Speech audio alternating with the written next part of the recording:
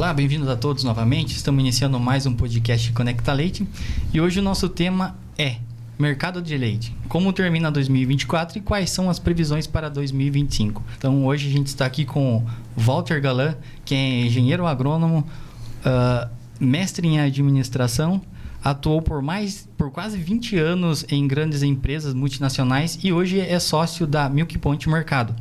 Também aqui com a gente está o vice-presidente da cooperativa Castrolanda, seu Armando Carvalho, com a sua produtividade acima dos 56 mil litros de leite dia.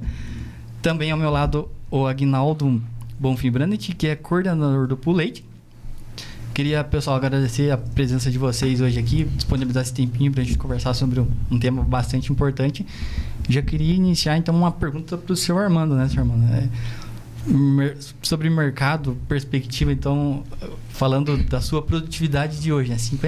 Mais de 56 mil litros dias. Qual que é a sua percepção de como era antigamente, né? E para hoje? Então, assim, falar sobre o mercado de leite, eu acho que hoje a gente está, assim, bem respaldado aqui, né? Com um especialista, acho que é uma oportunidade enorme para a gente, sugar a informação. Até brinquei com ele antes de começar aqui. Mas, assim, nós dentro do pool, onde eu faço parte junto com o Aguinaldo, a gente procura sempre, como a gente não é especialista de mercado, ser respaldado de boas informações. Então, as informações que o Milk Point nos fornece, o pool é um assinante, né, do Milk Point. E junto com o nosso pessoal, os comerciais das nossas indústrias, eles conseguem nos trazer informações e nos sinalizar para onde esse mercado está indo, né? E a gente, baseado nessas informações e com as regras que a gente tem dentro do nosso sistema de pagamento, a gente acaba conseguindo dar uma certa previsibilidade e segurança para o nosso produtor de leite. Algumas vezes, em alguns momentos, há um certo desconforto, porque o mercado ele estilinga na nossa frente, o mercado spot principalmente, né? E às vezes a gente não consegue acompanhar ele no todo, mas ao longo do tempo e durante um ano, o nosso sistema ele é mais, digamos assim, linear, ele é mais estável para o produtor. E no meu ponto de vista e nos demais integrantes do pool também tem o mesmo sentimento que eu, isso traz muita segurança para o produtor de leite e traz previsibilidade, assim ele consegue se programar muito mais, né? Então a gente procura tirar um pouco desses solavancos que o mercado tem. O mercado de leite é muito volátil, mas a gente consegue dar um pouco mais de previsibilidade. Mas voltando um pouco assim, falar da minha produção, assim, eu acho que é um exemplo claro onde essa previsibilidade nos traz segurança para conseguir crescer, né? Estava comentando com o Aguinaldo aqui um pouco antes da gente começar que esse ano o meu crescimento acumulado vai ser de 9%, mas a projeção para o próximo ano, devido aos partos e o número de novilhas que eu tenho para entrar, a minha meta é crescer 20%. Então, ao início do ano eu tinha uma média de 42, 43 mil litros de dia e agora estou encerrando o ano aí com quase 57. Então, mas no crescimento acumulado vai ser 9% e o próximo ano eu pretendo que cresça 20%.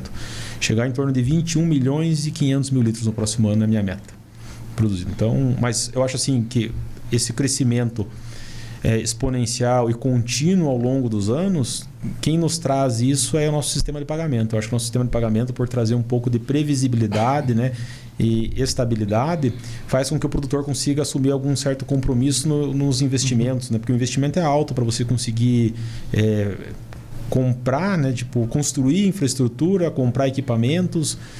Isso a gente acaba imobilizando muito recurso para você conseguir produzir leite, né? Guinaldo, acho que já tinha umas perguntas no início para a gente iniciar, hein? Não, bacana, Cleverson. Eu acho que primeiramente eu queria parabenizar você pelo programa, né, pelo Conecta, né, que é uma forma de conectar o produtor, né, dentro da atividade do leite. Eu acho que foi assertivo, né, o programa. Acho que é bacana o intuito de levar essa informação para o produtor de vários segmentos, inclusive, né, um tema tão importante como a gente trouxe hoje do mercado. Agradecer ao Walter, né, pela disponibilizar agendas, né, o deslocamento aí, a viagem é longa, né, e por estar trazendo essa oportunidade de conversar um pouquinho para a gente, né, compartilhar a sua experiência vasta no mercado aí. E também não podia deixar de agradecer ao Armando aí, né, por participar com a gente aqui, nos auxiliar aqui nas perguntas, né.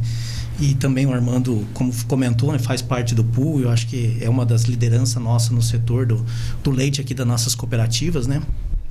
E se hoje a gente tem um modelo de sucesso, né, do pool, a gente deve a pessoas como o Armando e outros produtores aí que compraram e compram, né, a briga de defender tanto o lado produtor como também o lado da indústria, né?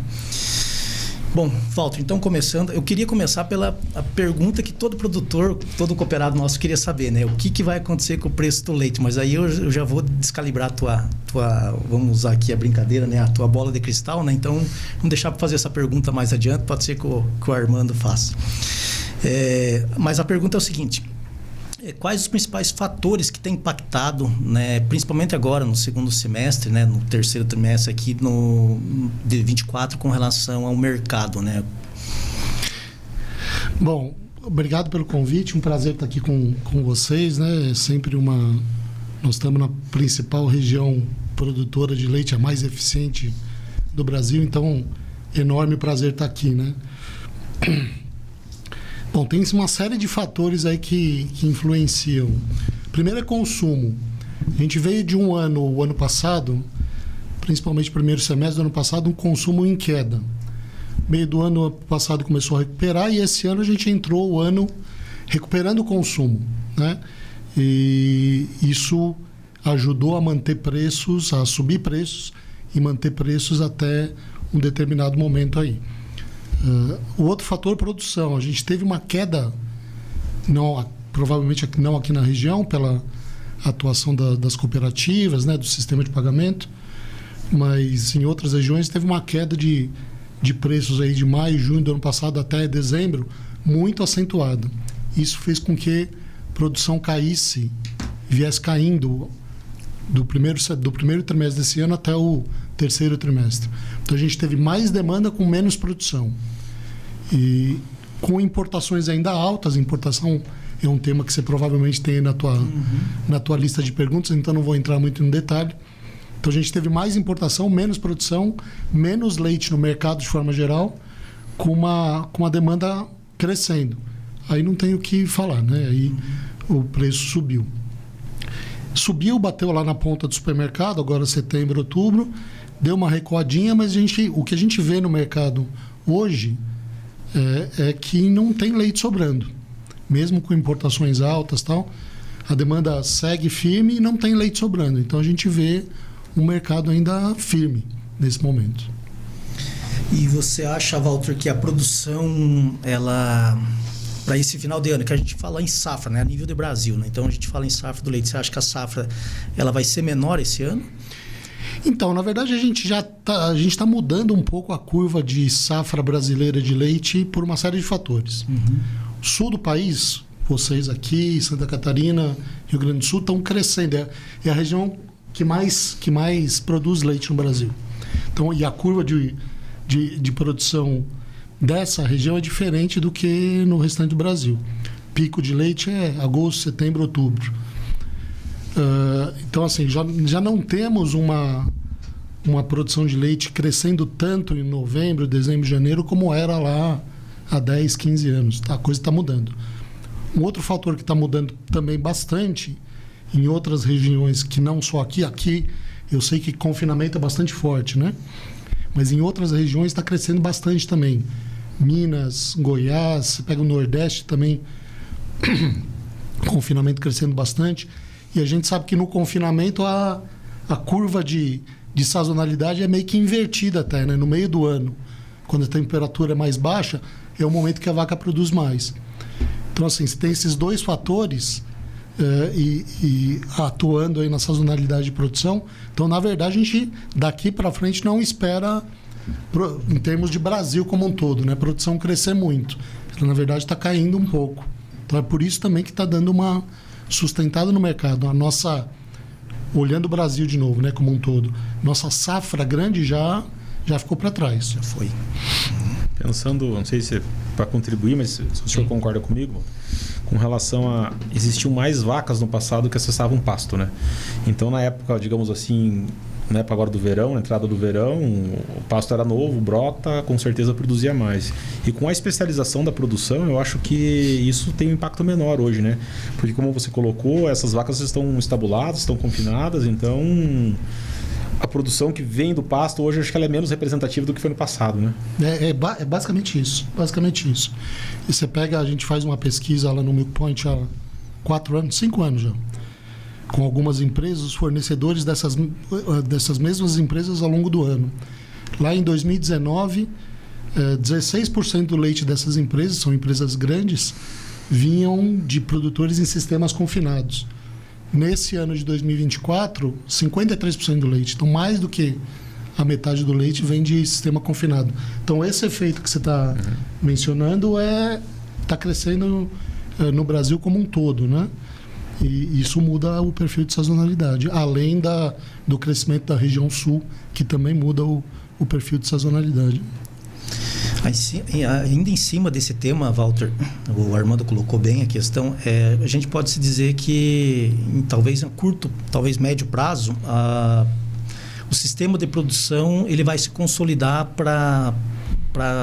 vai deixar, né, cada vez mais, até pelo perfil, né, de mudança dos produtores, né, o perfil de pequeno produtor.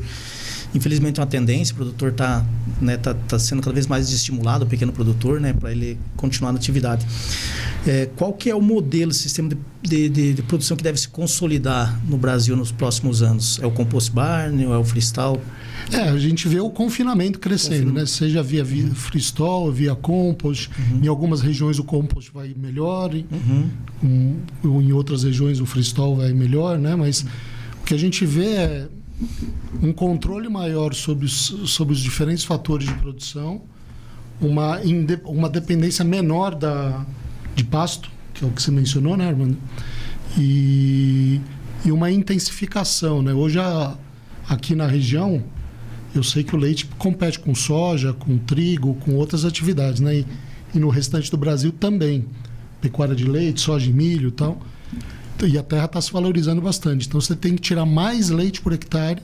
E a gente vê que esses sistemas mais confinados, eles tendem a ser mais intensivos por hectare. Então, vai nesse caminho aí que a gente está mencionando. E você acha que isso não deve causar um aumento de produção significativa que vem a ponto de interferir o mercado? Como é que você está enxergando isso? Talvez lá na frente, mas eu acho que ainda tem... Nós estamos num efeito ainda de...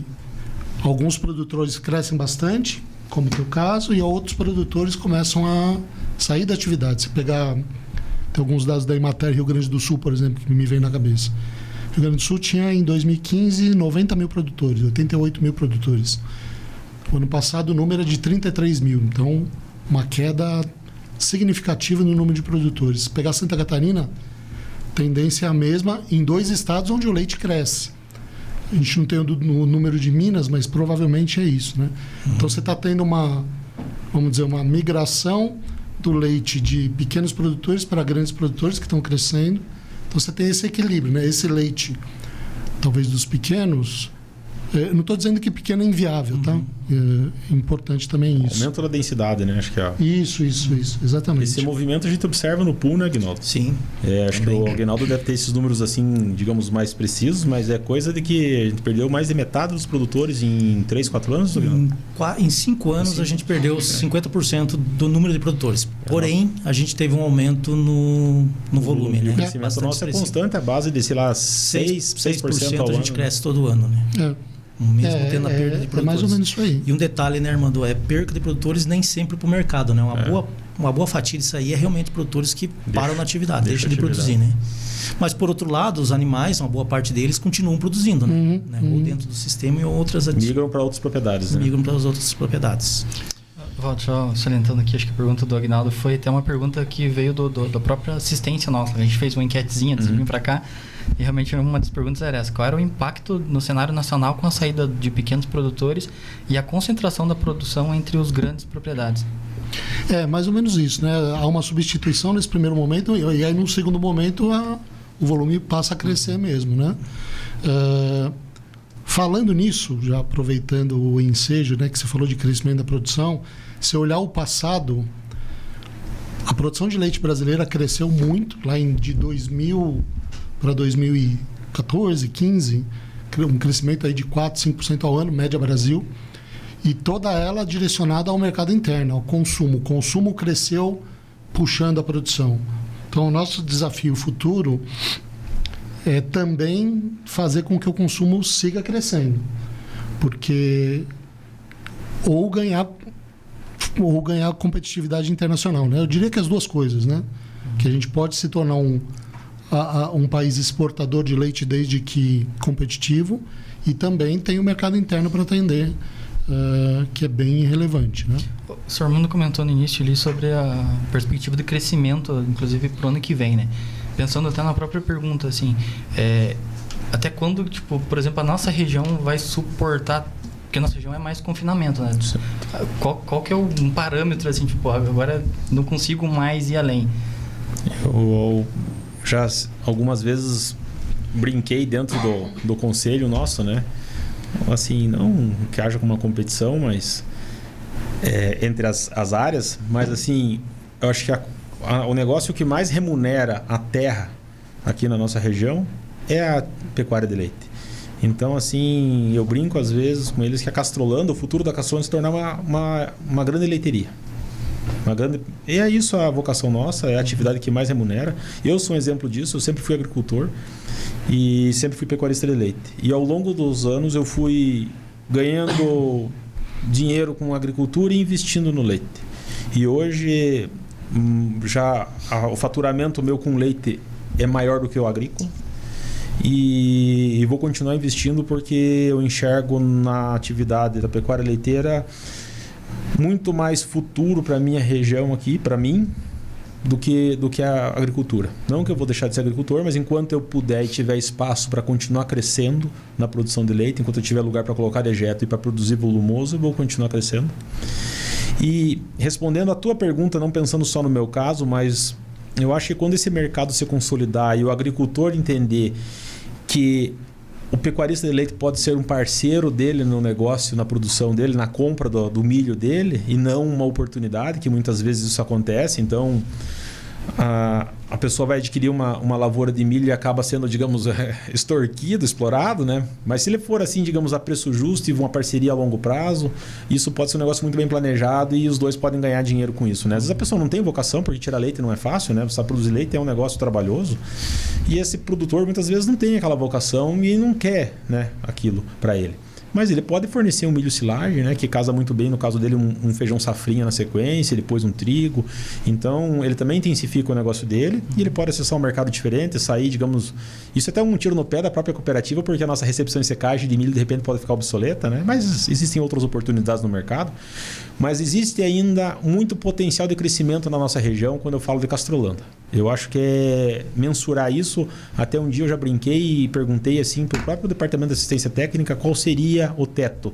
É muito difícil isso, porque a produtividade sobe, a tecnologia aumenta, então existem cada vez mais, digamos, oportunidades de você, não digo se livrar, mas aplicar o dejeto de forma alternativa. A produtividade das forragens vem só aumentando, a produtividade por vaca vem só aumentando.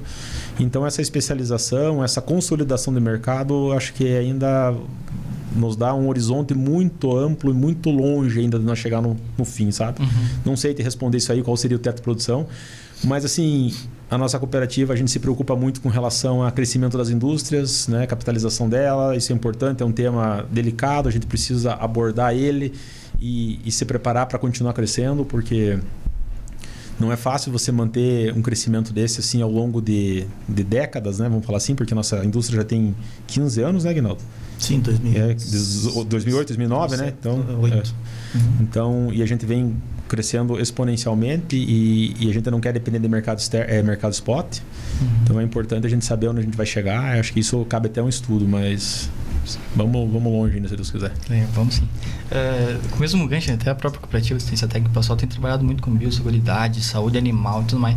Eu acho que isso impacta também na frente. Até foi no Miquiponte que eu estava lendo um pouquinho hoje de manhã antes de vir, que o público olha um pouquinho essa parte da saúde animal, tudo mais na fazenda, que vai impactar o preço também do leite lá na ponta. Bacana. Essa parte de dejetos que você comentou, acho bem importante e tende a ser no futuro, acho que cada vez mais importante, não? Claro. Você aumenta a intensificação por área, você começa a talvez ter mais desafios no... mais deposição de fósforo no solo, nos cursos de água, né? Nos rios. Exato. A gente tem que tomar cuidado com isso, mas eu acho que com responsabilidade, com técnicas adequadas, você consegue produzir respeitando o meio ambiente, né? Isso é muito importante. Bacana, legal. Armando, quer fazer alguma pergunta para o Walter já? Podemos. Eu acho que a pergunta que não quer calar é aquela última lá, né? Vamos deixar ela por Então último. vamos deixar por último. A minha opinião dentro do Pulse sempre é baseada nos especialistas. Eu não me meto a besta, não, de querer. Eu formo a minha opinião depois que eu escuto quem sabe. Tá certo. Bom, então, continuando aqui, vocês até comentaram a questão dos dejetos aí, aproveitando já uma pergunta que eu ia fazer mais adiante, mas já aproveitando o tema, né? A gente tem visto alguns países, né, Walter, sofrendo com algumas sanções do governo com relação às questões ambientais, né? A gente vê o exemplo da própria Holanda, né? Tem limitação de produção, Dinamarca agora, né? Taxando o arroto do boi, da vaca, né? A própria Nova Zelândia, né? Nova Zelândia também, Sim, né? sim. Então, assim, de que forma que nós aqui no Brasil podemos tirar proveito disso aí? Isso aí pode ter uma influência no mercado internacional e pode nos auxiliar? Eu acho que pode, né? No longo prazo, o crescimento desse pessoal vai estar limitado a essas questões ambientais, né? De dejetos, isso que a gente está comentando, né? Tá. Então, isso pode abrir espaço no mercado internacional para o nosso leite ou para o leite de outras origens. Tá, e considerando também que isso cada vez é uma tendência e cada vez mais, né, é um tema bastante delicado e, né, e o mundo todo quer saber o que os países, principalmente nós como um grande celeiro mundial, a gente vai fazer para combater, né, a questão de desmatamento, né, a próprio tema aí do carbono, né?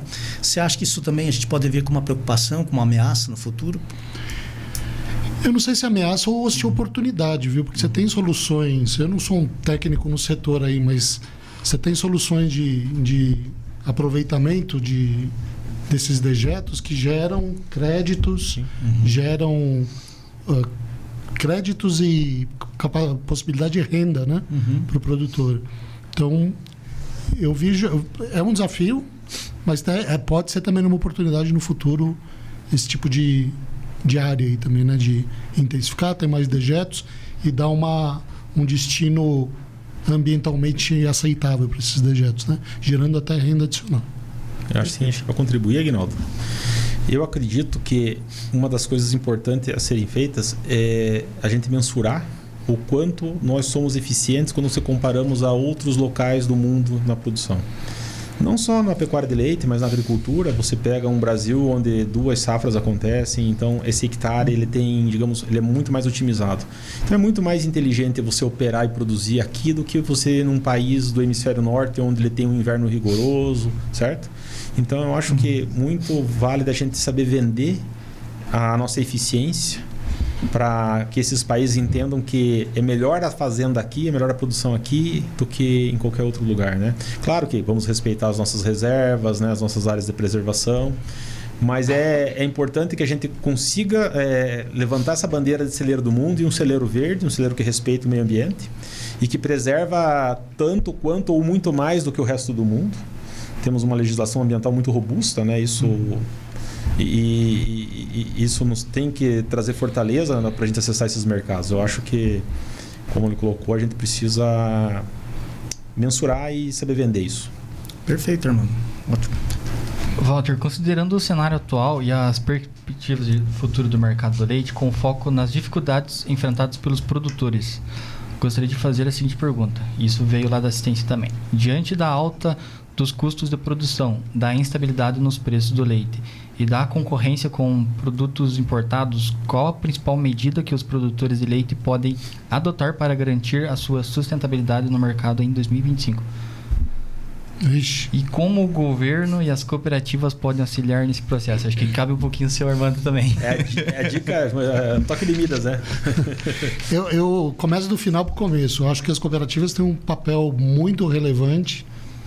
As cooperativas aqui da região, elas têm um trabalho diferente do que as cooperativas. Eu acompanho diferentes regiões aí de produção e as cooperativas aqui, elas fazem esse colchão, eu posso dizer, de proteção do preço aí do produtor. Então, essas variações que você mencionou, de fato, acontecem, mas eu diria que aqui talvez sejam um pouco menores do que em outras regiões.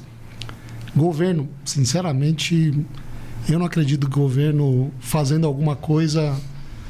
Não é daí que vai vir a nossa solução, resumidamente falando. E assim, pro produtor, ele tem que... E eu acho que eu estou falando aqui...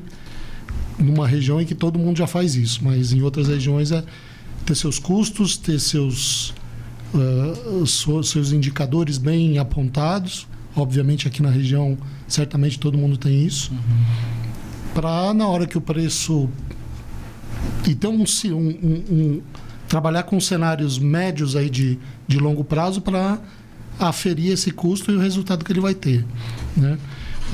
Tem algumas ferramentas que eu acho que vocês até já usam aqui, mercado futuro de milho, mercado futuro de soja, travar preço. No futuro aí estamos até discutindo com o CNA, com o B3, com o Viva Lácteos, um mercado futuro de leite, para que possa travar também. Eu acho que é mais ou menos por aí. Bom, acho que era essa pergunta que não pode... Beleza, então. Armando, quer comentar alguma coisa sobre essa questão de custo? Eu acho que uma das oportunidades oportunidade não, mas uma das missões da cooperativa, eu acho que através da assistência técnica, conscientizar sempre os produtores com relação ao controle de custo, as oportunidades. Para isso é muito importante a mensuração, né? Vou dar assim por experiência própria um exemplo assim. Quando você consegue crescer, você consegue tirar mais de menos, você acaba diluindo muito custo fixo. Então você mesmo num cenário desafiador de custo de commodity um pouco mais cara, você consegue às vezes ter um custo interessante, né? E claro que a técnica muitas vezes ela até auxilia, né? Quando você tem um manejo adequado, você tem uma ambiência bacana, você acaba tendo menos problemas, você acaba tendo menos descartes, você tem uma reposição maior, quando você tem uma reposição maior, você acaba gastando menos com medicamentos e assim por diante, menos descarte de leite. Tudo isso traz eficiência, e quanto mais eficiente você, quando eu falo eficiente, não é só produzir 45 litros de leite por vaca dia, mas é gastar pouco para produzir bastante. Esse é o X da questão, é controlar o custo. Muitas vezes as pessoas enchem a boca para falar o quanto tira leite por vaca dia, mas ele não tem noção de quanto custa aquele litro de leite, o custo operacional dele, que é isso que faz diferença. Como tem um compadre meu que diz assim, o que importa é o rapa.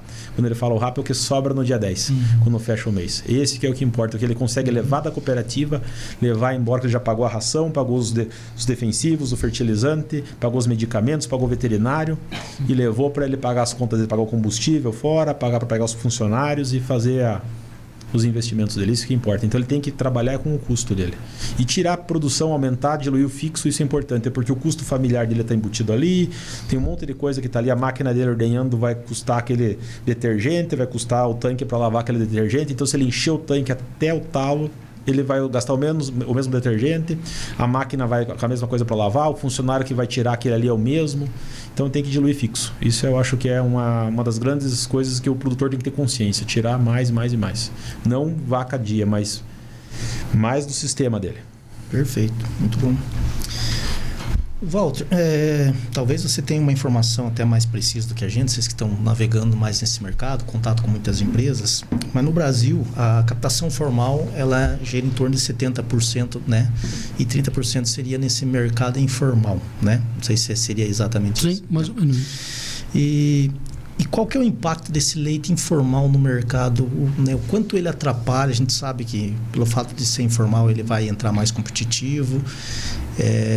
Qual que é o impacto dele no mercado e o que pode ser feito, né? O que talvez, não sei se seria as instituições de governo ou os próprios laticínios para que esse leite ele migre do modelo, né? Lógico, não vai acabar, mas do modelo informal para o formal. Na tua visão, o que você... A gente já teve esse mercado um pouco maior, né? Já foi metade do nosso mercado foi formal e metade informal lá atrás, né? É difícil falar o que pode se fazer, né? Porque esse leite, inclusive, ele migra do formal para o informal e vice-versa conforme o preço. Se o preço do laticínio formal está maior, esse leite migra para o mercado formal e depois volta, né?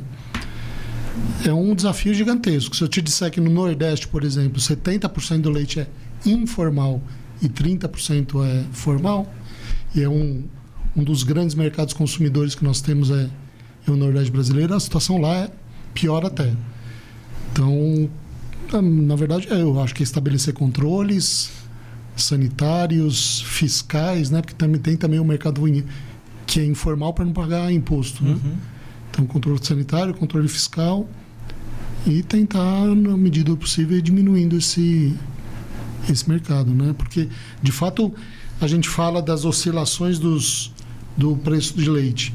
Muito disso vem do mercado do leite informal, que às vezes está bom, entra, às vezes está ruim, sai. Esse mercado aumenta essa instabilidade no mercado de leite, que é ruim para quem investe, para quem está com 50, 60 mil litros de leite investindo lá, prejudica no final do dia esse produtor, né? E hoje a maioria desse leite informal vira queijo? A maioria vira queijo, tem alguma coisa de alto consumo nas fazendas, mas a maioria é queijo, né? Se pegar o Nordeste que eu mencionei, desses 70%, provavelmente a maioria vai para o queijo coalho, né? Aquele que a gente come nas praias do Nordeste e tal. E esse queijo, um outro ponto é meio crítico, que esse queijo que em alguns estados cresce, né? Queijo feito pelo produtor, na fazenda, etc. Você tem produtos muito bons. O exemplo é o canastra, né? Isso, mas você tem alguns produtos que são muitas vezes problemáticos, né? E às vezes a gente, com algumas iniciativas, estimula a produção desse queijo, desse produto problemático, que no final do dia vai competir com os nossos próprios produtos aqui, né? Ok. Tem queijo, não dá para comer, né? Isso é... Como é que eles falam? Rendadinho, né? Todo furadinho, ixi. Eu estava vendo esse atrás que quanto mais furo um queijo verde tiver, mais duvidosa é a procedência, com relação à CPP dele é muito alta, né? Isso, exatamente. O queijo verde ele tem que ser fechadinho, né? Isso. Ou se é um queijo curado ter furinho, não tem problema, né?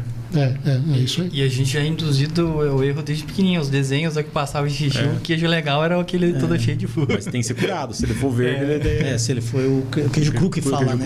O queijo cru, né? Porque tem alguns que são queijos mais... sim, tem muito produto bom, mas como em tudo na vida, tem produtos não muito bons, né? Então tem que tomar cuidado. O percentual de consumo hoje no Brasil, vamos falar assim, Walter, a gente sabe que o maior ainda é queijo, né? 40% do leite brasileiro vai para queijo. 40% queijo, 20% leite líquido HT, pasteurizado, mais o HT, menos pasteurizado, né? Praticamente quase tudo o HT. Então é 40, mais 20, 60, mais 20 leite em pó industrial, saco de 25 quilos de leite em pó fracionado, né? Aí dentro do leite em pó é mais ou menos 60% é leite fracionado, que vai para o consumidor final direto, e 45% é industrial, saco de 25 quilos, que vai para outras indústrias. E desse leite em pó fracionado, 60%, 70% vai para o Nordeste. É uma região bem relevante no consumo de leite em pó. E aí, soma tudo isso, dá 80%. Aí você tem iogurte, tem condensado, outros produtos aí que vão somar os 100% aí, né? Ótimo. Armando, alguma pergunta? Cleverson? Senão eu vou continuar aqui. Pode continuar, Aguinaldo. Tá.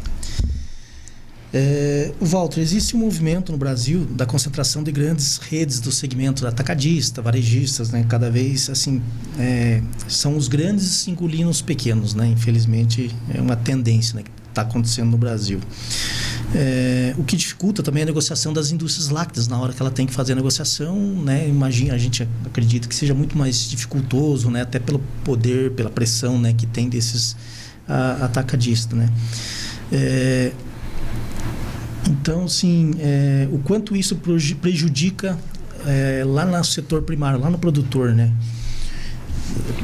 Essa questão da negociação, porque a indústria vai ter que comprar o leite do produtor. Na hora que ela vai negociar, ela vai comprar o leite do produtor. Muitas, na hora que ela está comprando ou na própria negociação do spot, ela está prevendo um preço lá na frente que ela vai vender.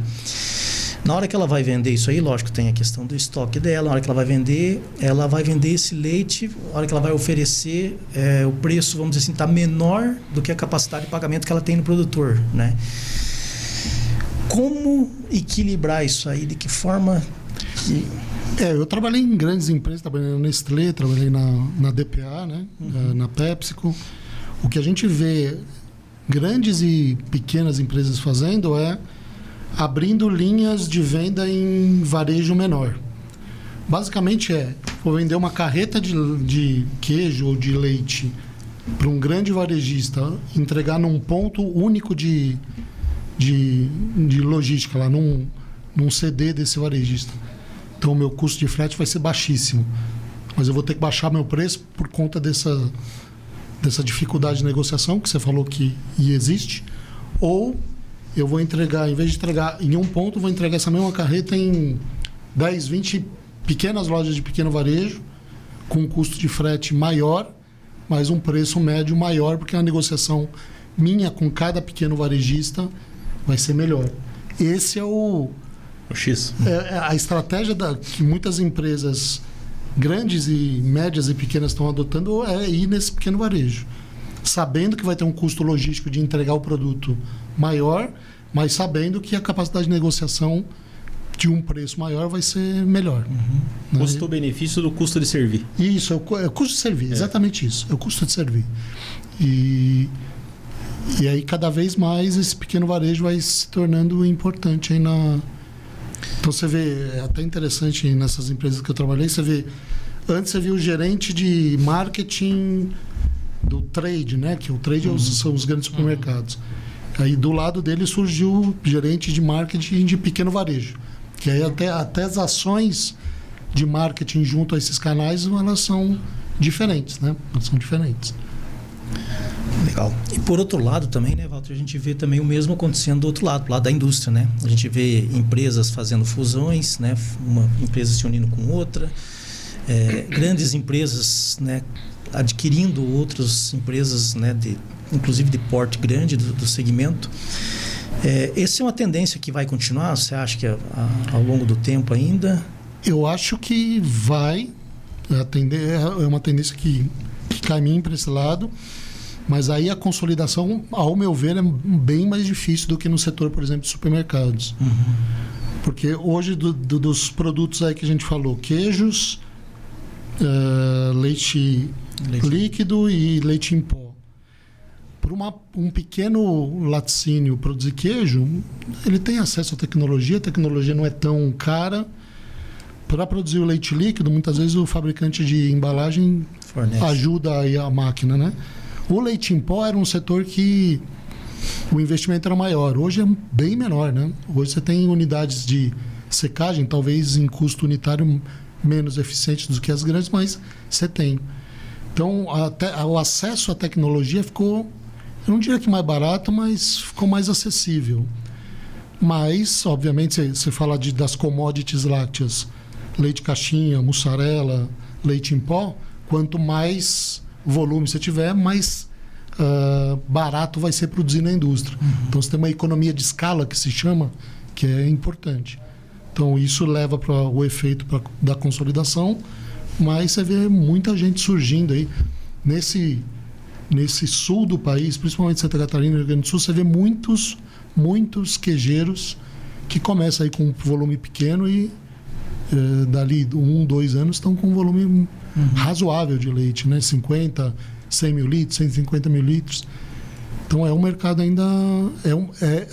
a consolidação tende a existir, mas eu não vejo que tão fácil quanto, por exemplo, no setor de varejo que você mencionou. Marcas regionais, no caso, né? Marcas regionais também, exato. Essas empresas desenvolvem esse mercado, né, regional e acaba... Isso. Esse é um ponto importante. Marcas regionais e produtos talvez frescos, ou leite barriga mole, um iogurte que atende a região, uma determinada região.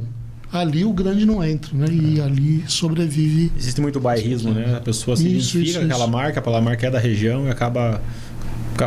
O dono da marca ou o dono da empresa acaba agregando valor naquele produto com isso, né? Exato. Sobrevive. É isso aí. Eu escutei o exemplo de atrás de um produtor. Essa pessoa é um empresário, tem uma fábrica de rações na região de Chapecó, Santa Catarina. E ele me colocou lá mostrando um leite refrigerado, pasteurizado, né? Com uma garrafa plástica, não é no barriga mole. Alto valor agregado. Ele comprava esse leite no mercado a R$9 o litro. Então, o produtor lá estava crescendo a produção e crescendo esse mercado. Mas ele disse que o leite era um produto de primeira linha para quem gosta de saborear um leite in natura, vamos falar assim, um leite puro, né? Coisa fina mesmo. E com relação a essas empresas grandes aí, criando o corpo, tendo uma fatia maior de mercado, isso pode ajudar também, né, Walter? Tipo, na hora de precificar o leite. ela tem uma demanda, pegando o exemplo aí do leite informal, né? Ela tendo mais preço, tendo mais produtos, poder de negociação dela, imagino que também seja maior pelo volume que ela tem a oferecer. Isso não pode ajudar também na hora de puxar o preço para cima? Pode ajudar, né? Na negociação com a grande rede de supermercados, certamente esse pessoal vai ter mais condição de precificar, né? Eu, Gnaldo, tinha uma pergunta, até assim, para formar opinião, com relação à consolidação, né? Poxa, será que essa consolidação não traria um pouco mais de justiça para a cadeia como um todo, né? Porque hoje o que acontece é um mar vermelho, né? Cada um por si e todo mundo correndo atrás do seu.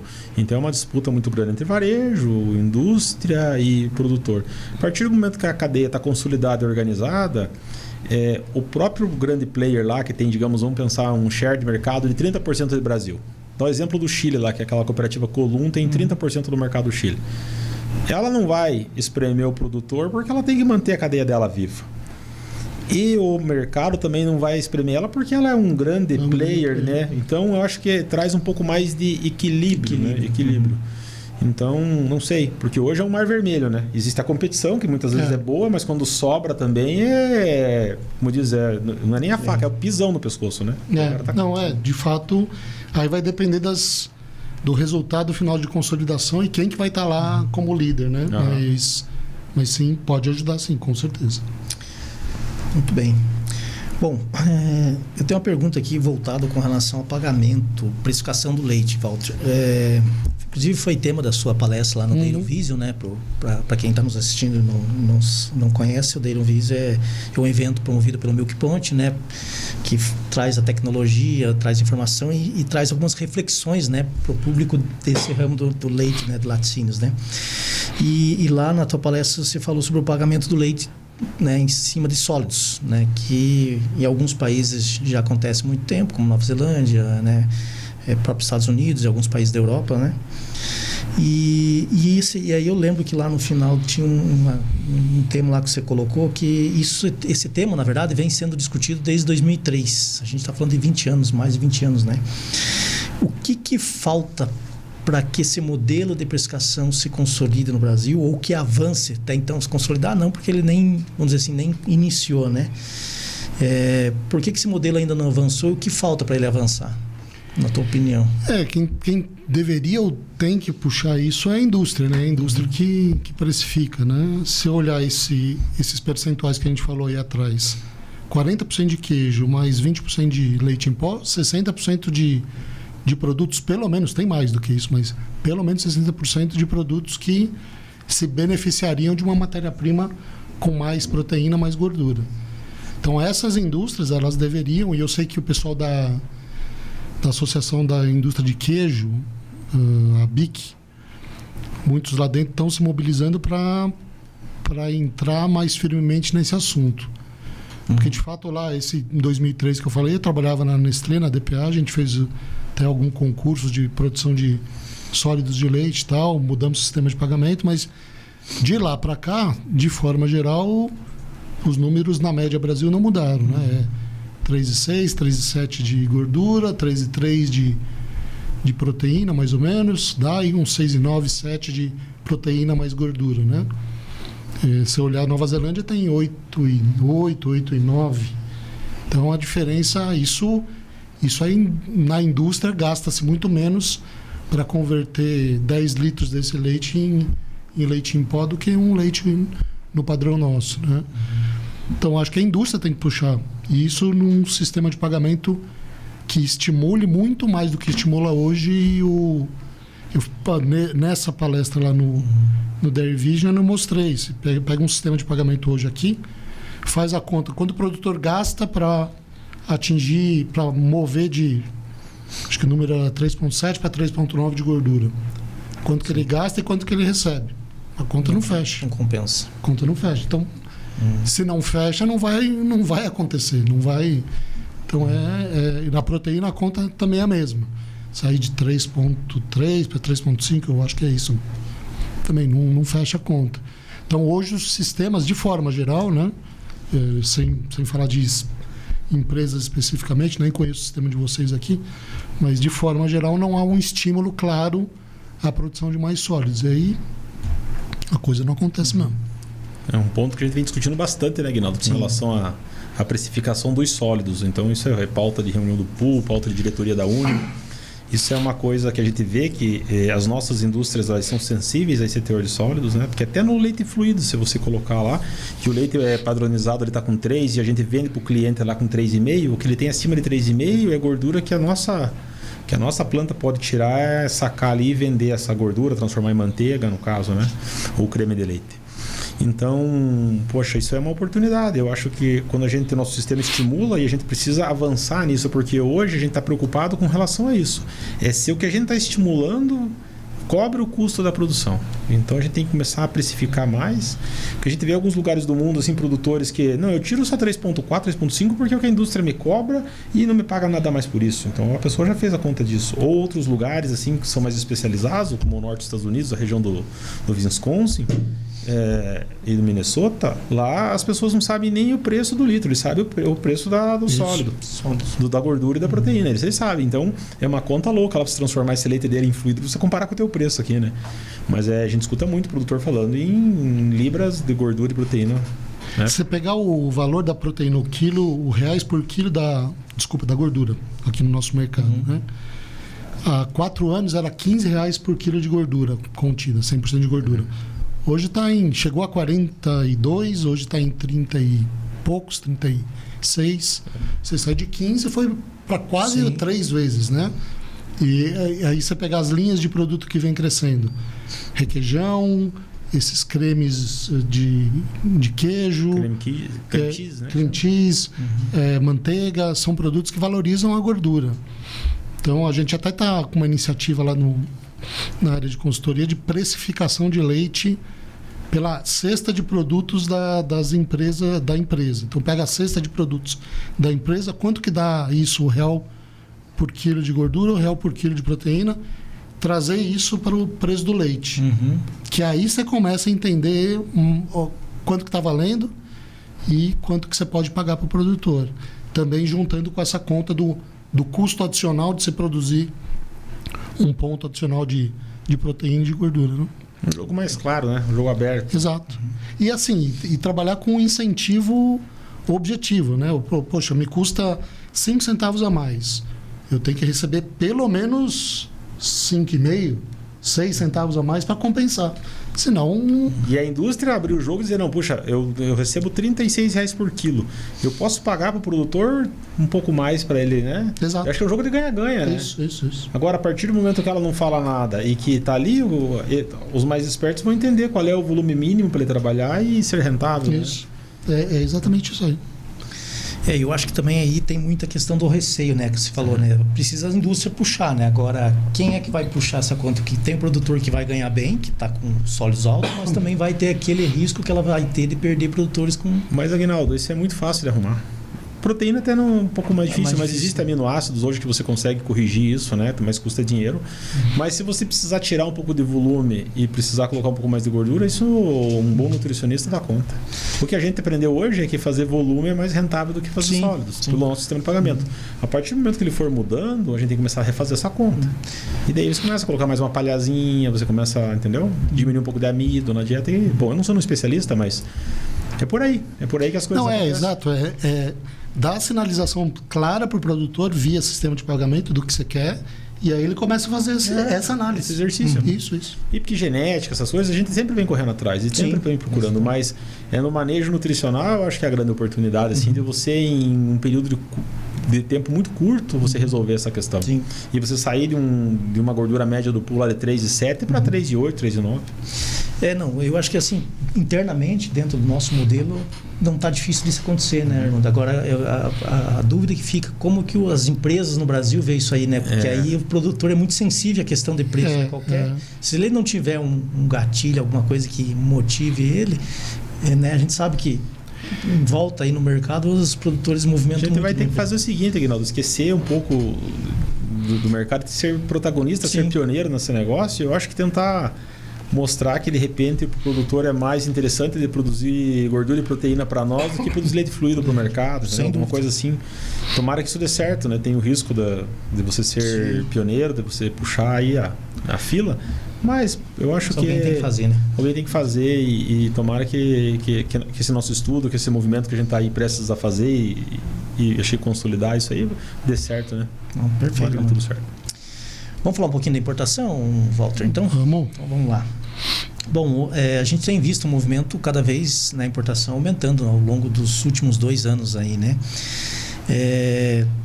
Tudo indica que deve se manter nesses patamares, né? Pelo que a gente está acompanhando aí, né? Apesar que agora tem uma movimentação aí do dólar, aumentou, né? Mas enfim, a tendência é que pelo menos até o final do ano deve se manter, né? Quais são os motivos que explicam esse aumento dos últimos anos? Queria que você trouxesse um resumo aí do cenário nacional, principalmente internacional, né? Que basicamente competitivo. A gente importa de Uruguai e Argentina, né? Andou importando um pouquinho do Paraguai também, leite em pó, né?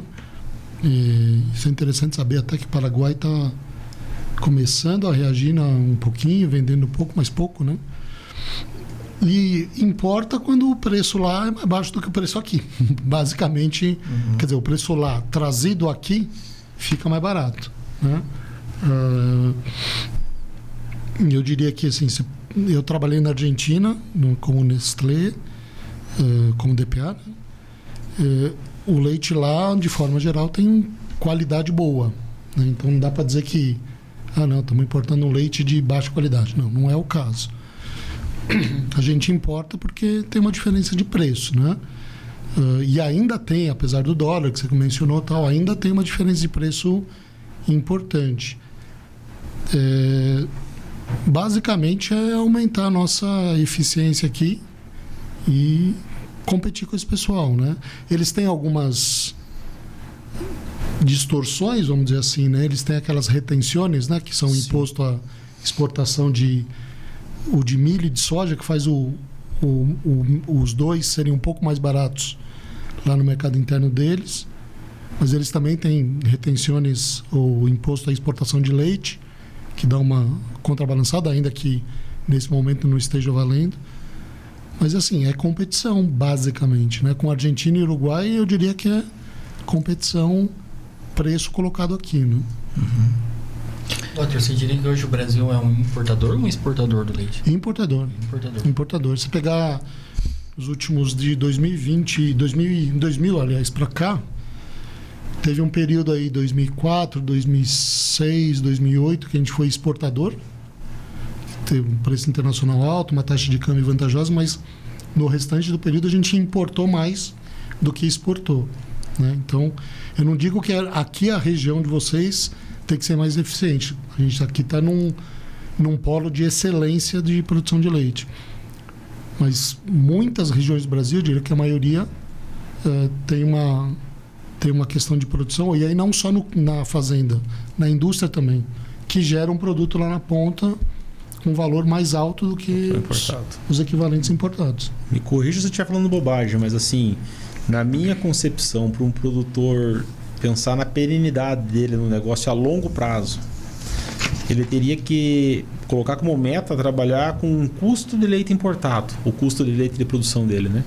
Eu diria, hoje a Argentina está, se bem que agora também o distorcido, $40, $38, acho que mais ou menos isso aí. Se ele né? tiver um custo disso aí, ele consegue sobreviver, eu acho que sim, assim. acho que sim. Eu acho que, porque, como você colocou, Clepson, a questão o Brasil não é autossuficiente na produção de leite. Então, a importação sempre vai acontecer. Se não houvesse importação, esse leite hoje custaria uma fortuna. A população não conseguiria ter acesso a um volume adequado de produtos lácteos, né? Então, a gente brigar contra a importação, que historicamente é o que? Uns 5%? Hoje é uns 7, 8% na média ano. O atual é 10% já, né? Chegou em alguns meses a 10%, né? Se pegar o último mês de outubro, pegar a mussarela especificamente, essa linha de produto, 12%. Aumentou bem. Mas do consumo nacional é importado, entendeu? Isso. Então, a nossa produção nacional, o que regula esse mercado nosso é o importado. Então, esse dever de casa, para a gente um dia exportar e para a gente poder competir e sobreviver com esse mercado, a gente tem que pensar em buscar trazer o nosso custo para um preço adequado ao mercado externo. Claro, não é fácil. Como é que você vai fazer isso? Não sei. A gente tem que correr atrás e ganhar eficiência. O nosso sistema de produção tem que se tornar inteligente. Existe muita tecnologia, tem muita coisa mas o cara tem que ter isso na cabeça dele, entendeu? Poxa, se o cara com hoje um preço de leite aí, se a pessoa não consegue pagar as contas dele com leite a R$2,50, ele tem um problema de gestão na propriedade dele, entendeu? De modelo de produção, de escala, tem alguma coisa para você rever. Porque em alguns momentos nós podemos trabalhar com preço menor. Já trabalhamos com preço menor que isso. O importado chega, acho que nesse preço, né, hoje. Né? Então a gente tem que tomar cuidado com isso. Porque a R$3, nossa, é muito fácil tirar leite. Dá muito dinheiro. Não adianta a pessoa... Eu acho assim, é muito bom o negócio. Mas a gente tem que trabalhar com esses cenários pessimistas aí, né? Sobreviver nesse cenário. Essa é a meta para um bom produtor que visa a perenidade na atividade. A China tem uma grande influência aí na importação, né? Na disponibilidade de leite, vamos dizer assim, no mundo, né? Ela vinha comprando muito, depois deu uma segurada, e isso também reflete esse leite que sobrou provavelmente no mercado mundial. O Brasil, por estar mais perto, provavelmente foi uma válvula de escape aí para o Mercosul, vamos dizer assim, mandar esse leite. A China aumentou muito sua produção interna. Em dado momento o consumo interno começou a cair lá, então mais produção com menos consumo, então eles deixaram de comprar no mercado internacional. A Argentina e principalmente o Uruguai vendem muito para eles, então de fato eles começam a direcionar leite para o mercado brasileiro, né? Tem que ver o patamar de preços, né? Mas os nossos preços normalmente são mais altos do que o mercado internacional, então eles de fato direcionam aqui para o nosso mercado. Então, mexe sim, né? O mercado chinês mexe muito no mercado mundial. E a China vai voltar a comprar em 25, Walter? Qual que é a tendência aí? Os expertos aí no mercado internacional dizem que devagarzinho, não muito rapidamente não, mas deve voltar alguma coisa para o mercado internacional. Legal. Vamos lá, Armando, algum comentário? Acho que pensando em China, né? Acho que a política deles é se tornar menos dependente na aquisição de alimentos, né? A questão de segurança alimentar. Então, a gente tem que pensar que esse cenário de importação da China nos lácteos, ela tende... E eles têm uma tendência da economia estar um pouco mais... crescendo mais lenta, a população já está estabilizada, de repente até decrescer um pouco nos próximos anos, né? Então, a gente contar com esse efeito China, como foi no passado, eu acho que é mais um alento, ainda mais uma atenção para o produtor pegar e prestar atenção na questão dos custos dele e tentar olhar para esse mercado externo, né? Trazer o custo dele compatível a um leite importado. Isso acho que é a missão não só do produtor, mas da própria cooperativa. Sim. Tentar entender achar oportunidades para trazer esse custo compatível com o mercado externo. Eu acho que algo de atenção com relação a essa definição das eleições americanas aí agora, com relação a lácteos também, Walter? Isso mexe indiretamente, né? Porque falam de alteração da taxa de juros lá dentro. Conforme mexe a taxa de juros lá, pode mexer com o câmbio aqui, aumentar o câmbio aqui. Aumentando o câmbio aqui, tem dois efeitos, um positivo e um negativo, né? Alguns efeitos, alguns positivos, alguns negativos. Positivo é que aumenta a taxa de câmbio aqui, né? O dólar, o real fica depreciado, dificulta a importação. Do outro lado, custo de produção de leite dos produtores aqui brasileiros está muito ligado a dólar. Então, aumenta o custo de produção. E, além disso, taxa de câmbio mais elevada gera inflação, né? O que reduz consumo. Então, indiretamente, digamos assim, você pode estar com uma mexida lá, pode estar mexendo com o consumo aqui, com o seu custo de produção e dando um impacto... Juros ao crédito sobem também? Juros, exatamente. A taxa de juros do mercado sobe também, o que dificulta investimento. O crescimento já fica... É uma corrente. Exatamente. Bom, nós estamos indo quase para o final aí, né, Cleverson? Só, acho que fazer mais duas aí. Devo deixar o Armando fazer a pergunta. Tem aquela uma ainda, né? Só com relação ainda, voltando um pouquinho, com relação ao consumo de lácteos, né? A gente não sei se é uma percepção, mas a gente vê que pouco muda, né, no consumo de lácteos, né? Consumo per capita, né? Do brasileiro, a impressão que ele aumenta um pouquinho, lógico que está muito correlacionado também com a renda, né? Disponibilidade de dinheiro, né? PIB, enfim, uma série de fatores aí. Mas a gente percebe também que está existindo uma migração do consumo de lácteos, do produto de lácteos para substitutos lácteos ou, né, como fala produtos análogos, né, do leite. Isso está acontecendo, Walter? Principalmente a geração mais recente aí tá... Tem uma série de coisas acontecendo aí no consumo, né? O consumo lá em 2000, 2001, a gente tinha um consumo equivalente a 120 litros por pessoa ano. Isso pulou para até 2013, 14 para 170. Então crescemos bastante, 175 por aí. E esse crescimento foi muito baseado em produção interna. Você vê a importação, ela não cresceu nesse tanto aí. De 2014 e 15 para cá, então praticamente 10 anos, mais até, nós estamos estáveis. A economia teve sucessivas crises econômicas, aí melhorou, piorou, mais ou menos estável e estabilizando a produção. Mas aí você tem diferentes movimentos acontecendo. Você tem os análogos que estão crescendo, né? Você pega um leite em pó, alguns leites em pó no mercado já não são leites em pó, são compostos lácteos. Então tem gordura vegetal, tem soro, tem alguns outros componentes. Não estou dizendo todos eles, mas alguns. Você tem queijo análogo crescendo também, né? Ainda um volume muito pequeno, mas crescendo de uma forma forte. Mas você tem também do outro lado, e a gente comentou um pouco aqui, produtos frescos, um leite pasteurizado de alta qualidade. Esse mercado ele cresce bastante.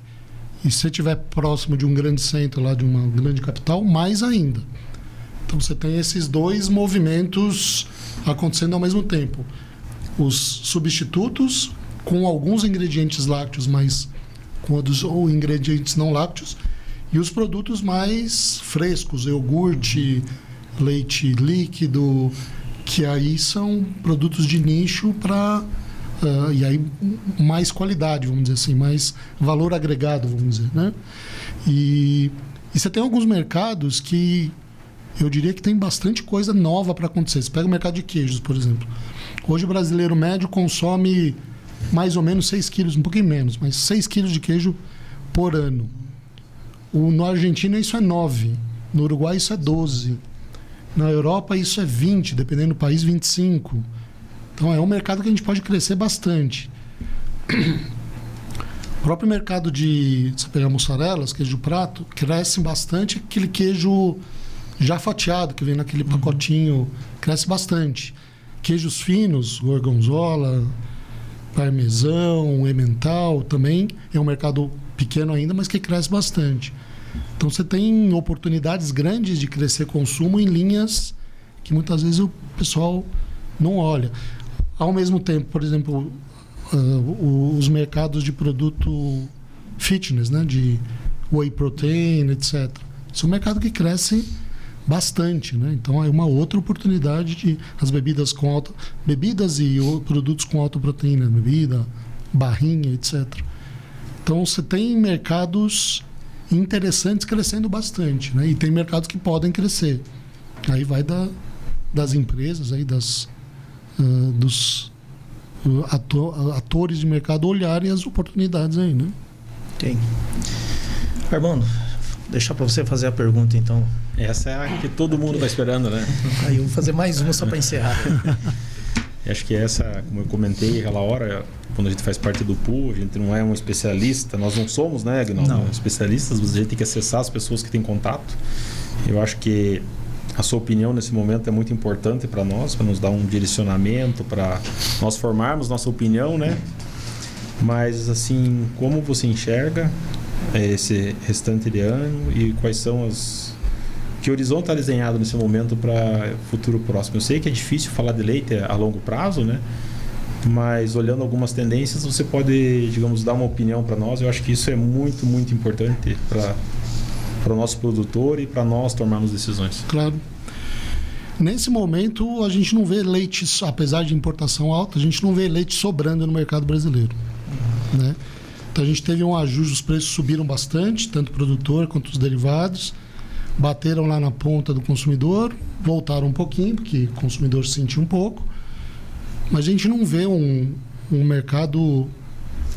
As empresas não estão com muito estoque, o mercado não está sobreabastecido, os preços não estão caindo lá no varejo de uma forma... Então, e não tem leite sobrando no campo. Isso para mim é claro.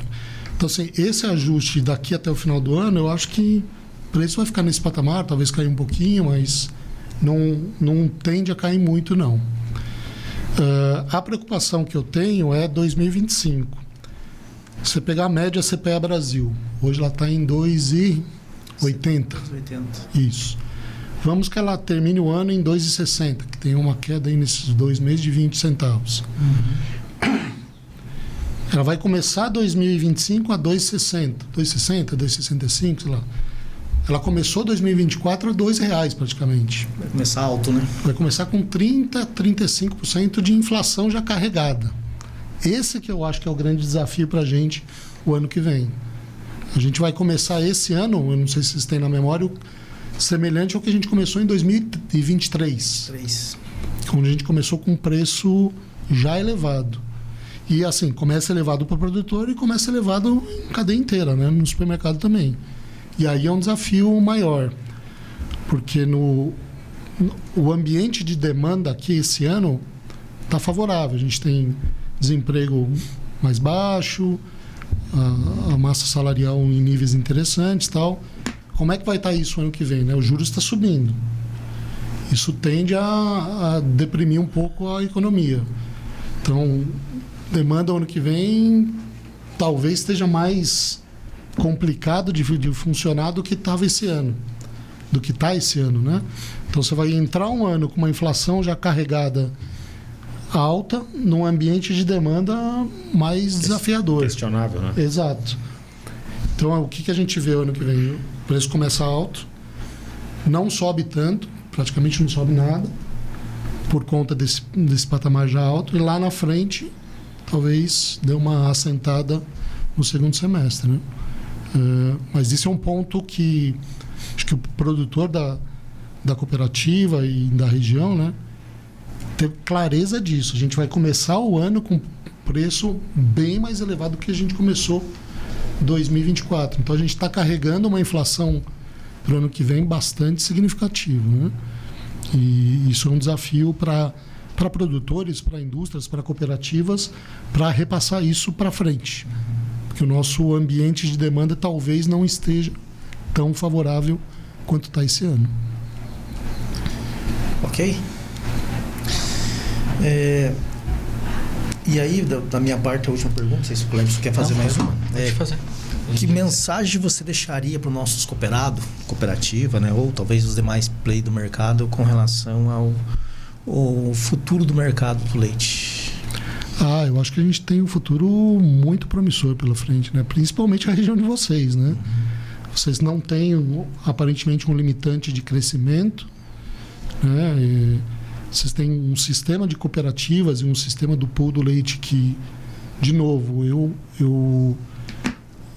é um dos poucos que eu vejo funcionar de uma forma que traga benefícios para o produtor em termos de colchão de preços, em termos de insumos, assistência técnica, etc.